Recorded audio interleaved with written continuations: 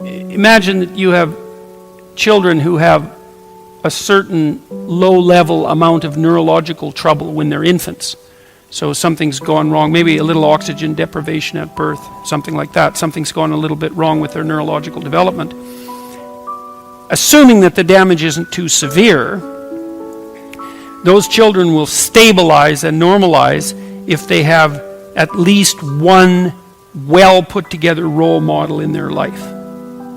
And so one of the things that you do if you want to inspire others is get your act together, because you inspire most through example. It's much more powerful than words. Words are very powerful if they're also accompanied by example. But the best thing you can do is start putting things together around you. There's plenty of things to put together. It's a good meditative exercise, and I think this is the proper form of prayer, let's say, assuming that there is such a thing. A proper form of prayer would be, if you're not happy with your life, if you're miserable, you sit on the edge of your bed and you think, is there anything I can change in what I'm doing that is going to make this less awful than it has to be? Less awful than it might be? You have to ask that, with intent.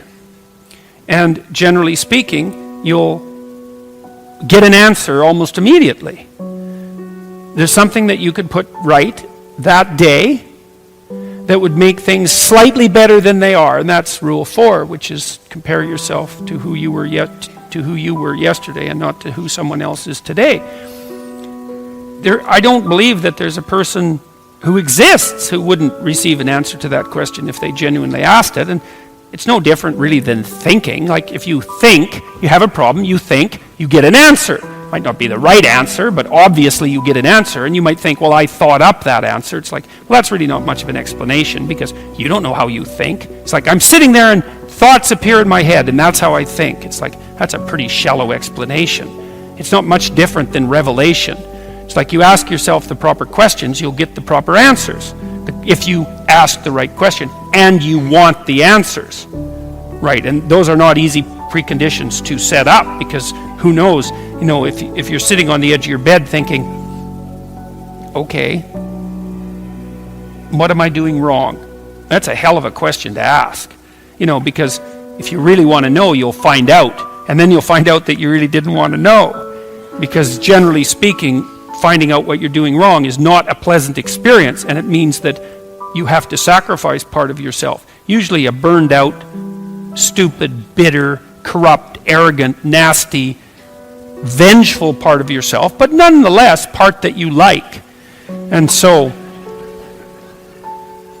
you can, I think that room for those incremental improvements exists within everyone's grasp. And I think that it's a humble thing to do, to ask how you could improve incrementally without interfering with anyone else, like it's your problem, not theirs. But I think that the consequences of maintained incremental improvement are anything but incremental. You get compound interest on incremental improvement. There's another rule in the New Testament called the Matthew Principle. Economists use it, and the rule is, to those who have everything, more will be given, and from those who have nothing, everything will be taken. It's actually a description of the way the world works, interestingly enough. You know that if you've ever played Monopoly, because that's what happens if you play Monopoly. And there's a reason for that, that's a deep reason. And it's a very harsh rule, because it means as you start to wander off the path, let's say, the probability that you will wander further off the path increases non-linearly.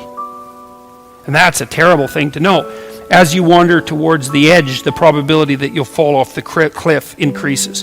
And that's a statistical justification for the concept of hell. But as you improve, the probability that each improvement will produce a further improvement increases. And so perhaps the downside is the cataclysmic catastrophe that you can engage upon if you reproduce your moral failings, but the upside is that each improvement produces an increment in the probability of the next improvement. And I've seen that. It's a truism among behavioral psychologists.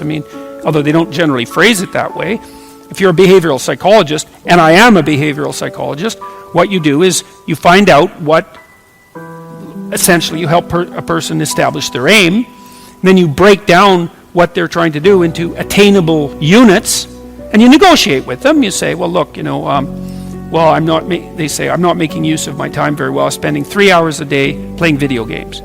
You say, well, okay, hypothetically, how much time would you like to spend playing video games? And they say, well, I could probably spend an hour a day without it interfering with the rest of my life. Which is kind of the issue, right? Because if you play video games, fine, but maybe 3 hours means that you're not doing your homework or something, and that's not a good game.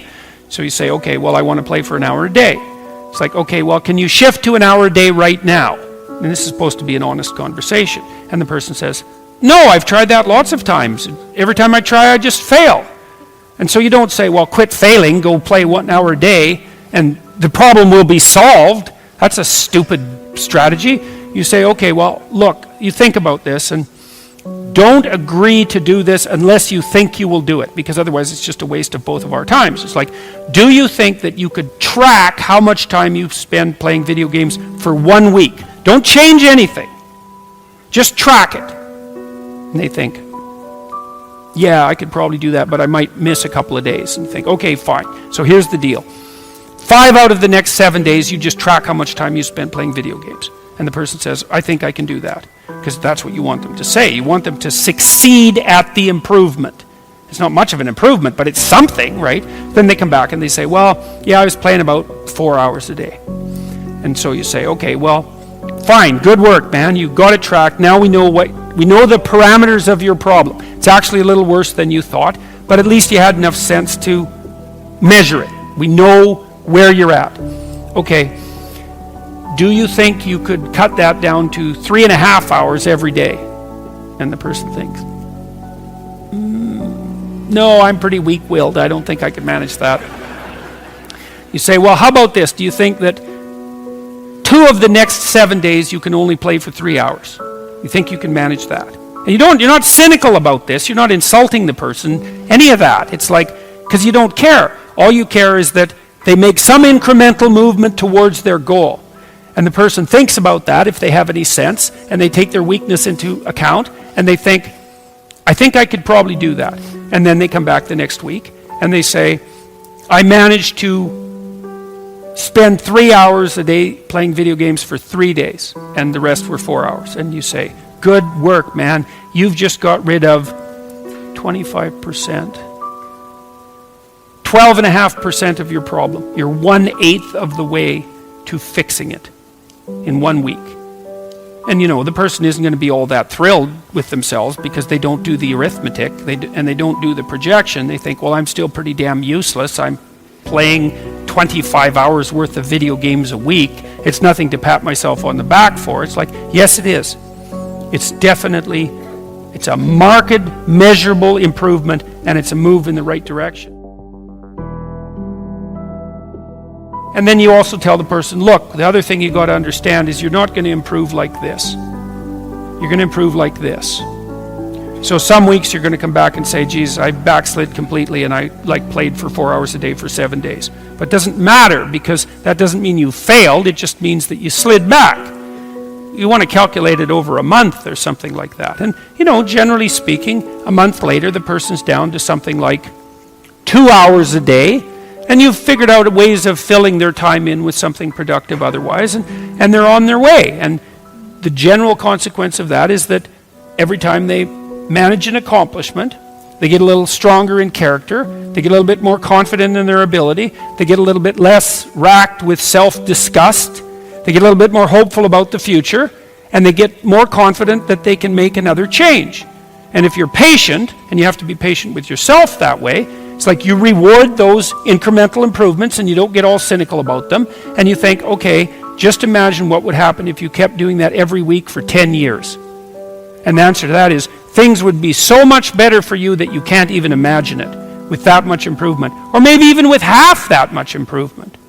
And so that's a very good way of progressing.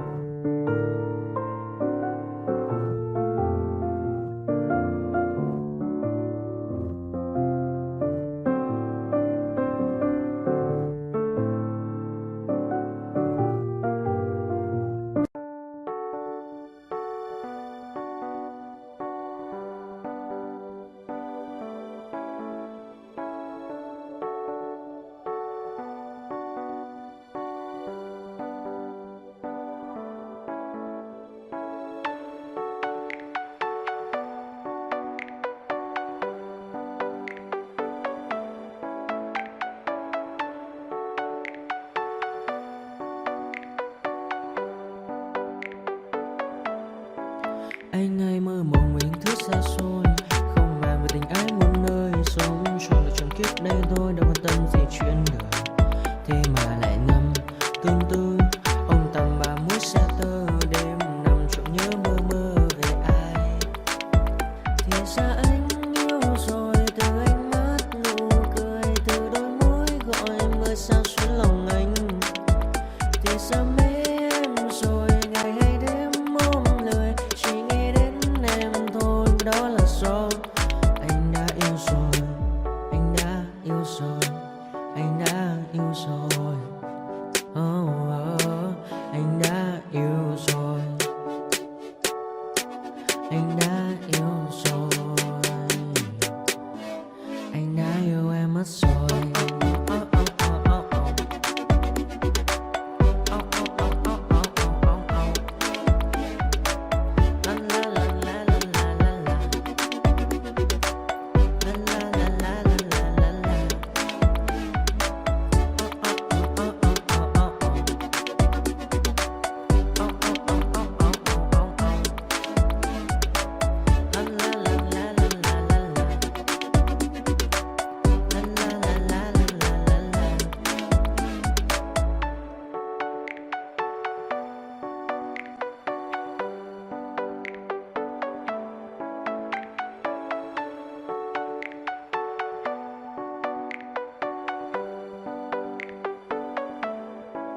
Anh hay mơ mộng mình thức xa xôi, không màng về tình ái muôn nơi. Sống cho là trọn kiếp đây thôi, đâu quan tâm gì chuyện đời.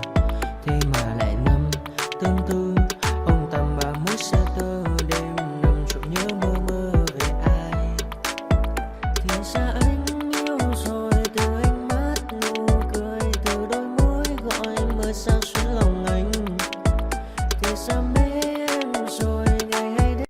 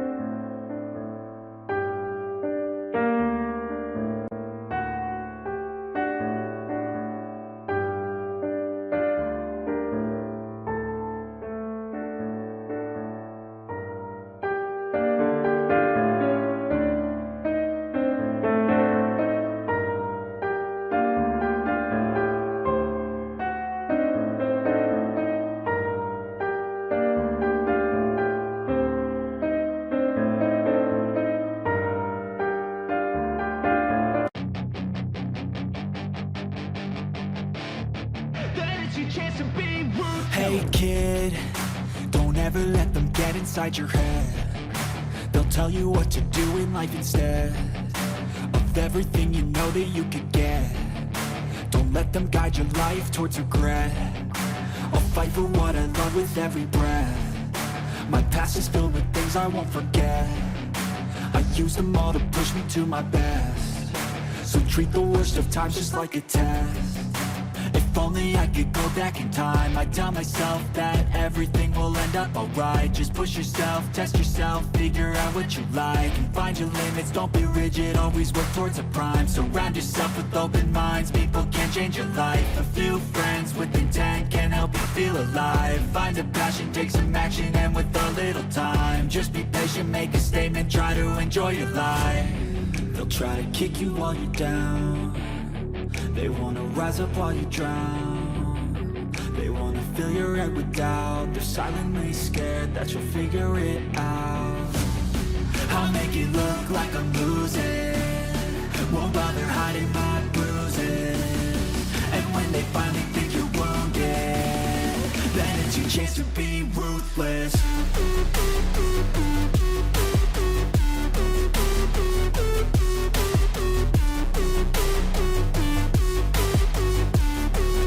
It's your chance to be ruthless.